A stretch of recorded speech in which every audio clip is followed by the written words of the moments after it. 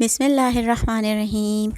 अस्सलामुअलैकुम दोस्तों, welcome back to my YouTube channel. आप देख रहे हैं ट्रेडिशनल किचन सीक्रेट्स।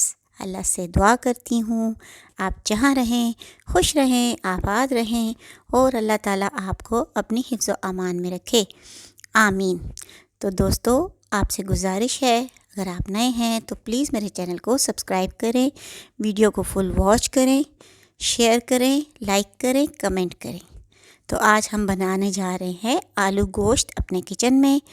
तो शुरू करते हैं आज की रेसिपी। चलिए जी, बिस्मिल्लाहिर्रहमानिर्रहीम। सबसे पहले ये देखें जी, मैंने जो इसमें अज्जा इस्तेमाल होने हैं वो सब मैंने यहाँ पर ले लिए हैं। हमारे पास मसाले हैं, गोश्त है, टमाटो है, प्याज है और लहसुन अदरक का पेस्ट है। तो अब हम इसको इंशाल्लाह शुरू करते हैं। बहुत मज़ेदार और ज़बरदस्त किस्म का आलू गोश्त तैयार होता है और तकरीबन हर घर में पसंद किया जाता है। बच्चे बड़े सब बहुत शौक़ से खाते हैं। तो चलिए जी, शुरू करते हैं। बिस्मिल्लाहिर्रहमानिर्रहीम। ये हमने पतीली में 1 कप कुकिंग ऑयल ऐड कर दिया है। इसको थोड़ा गर्म होने देते हैं। इसमें 1 अदद मीडियम प्याज चॉप किया हुआ हम ऐड करेंगे। अब हम प्याज को फ्राई करते हुए अच्छे से लाइट ब्राउन कर लेंगे। तो ये देखें जी, प्याज को हमने इस तरह चम्मच चलाते हुए गोल्डन कर लेना है। ये प्याज हमारा गोल्डन तकरीबन हो चुका है। अब इसको हम इसमें से निकाल कर एक अलग प्लेट में रख लेंगे और बाकी जो ऑयल है उसमें हम अपनी कुकिंग बाकी की करेंगे। तो ये देखें जी, हम इसको जो है वो ऑयल से फ्राई प्याज को हमने निकाल लिया। इसको हम एक साइड पर करते हैं और अब हम इस ऑयल में अपने जो हमने लिया हुआ है 1 kg बीफ, अब हम इसमें बीफ को जो है वो ऐड कर देंगे। तो ये देखिए जी, हमने इसको बीफ को इसको में ऐड कर दिया। अब हम जो है वो इसको इसके अंदर फ्राई करेंगे तकरीबन 8 से 10 मिनट के लिए।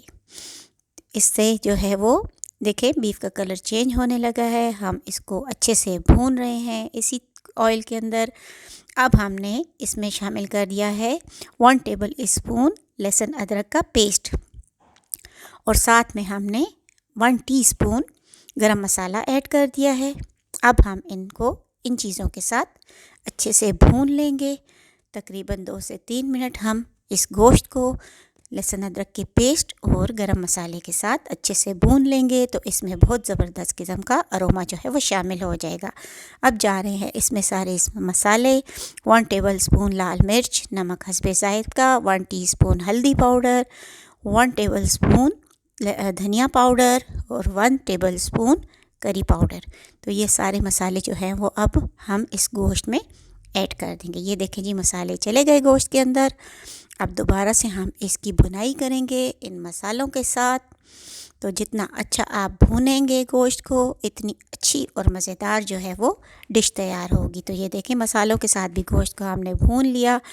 अब हम ब्लेंडर का जग लेंगे और इसमें हमने 4 टमाटोज़ काट के रखे हुए थे, उनको शामिल कर दिया। साथ में हमने जो प्याज गोल्डन की हुई थी, अब हम टमाटोज़ के साथ उसको ऐड कर देंगे और इनको ग्राइंड करके अच्छा सा इनका एक पेस्ट तैयार कर लेंगे। तो ये देखें जी, हमने इसको अच्छे से ग्राइंड कर लिया और इसका पेस्ट तैयार हो गया है टमाटोज़ और फ्राई किए हुए प्याज का।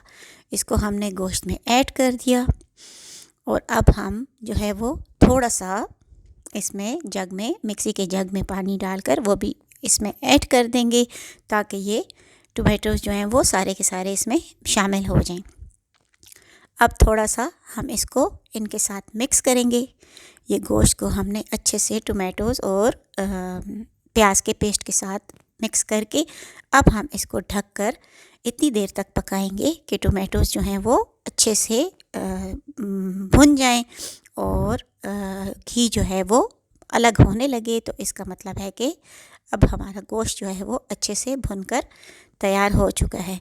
तो इसको अभी तकरीबन एक 5-7 मिनट और ज़रूरत है, थोड़ी देर के लिए अब हम और इसको पकाएंगे। अब देखें जी, हमारा गोश्त जो है वो भुन चुका है मसालों के साथ। अब यहाँ पर इस मरहले में हम इसमें शामिल कर देंगे 1 कप योगर्ट। ये दही को हमने इसमें शामिल कर दिया।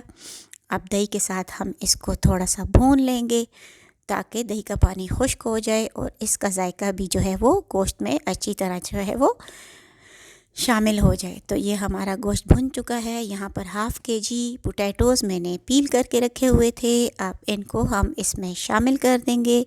ये पोटैटोज़ जो है वो हम इसमें शामिल करने के बाद इसके साथ थोड़ी देर गोश्त की भुनाई करेंगे पोटैटोज़ के साथ।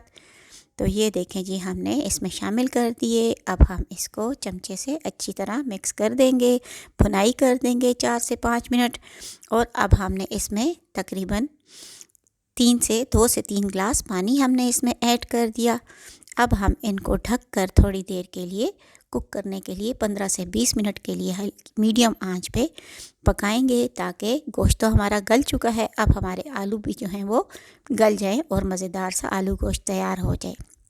तो तकरीबन आधा घंटा गुज़र चुका है और हमारा मज़ेदार किस्म का, ज़बरदस्त किस्म का, खुशबूदार लज़ीज़ आलू गोश्त जो है वो तैयार हो चुका है।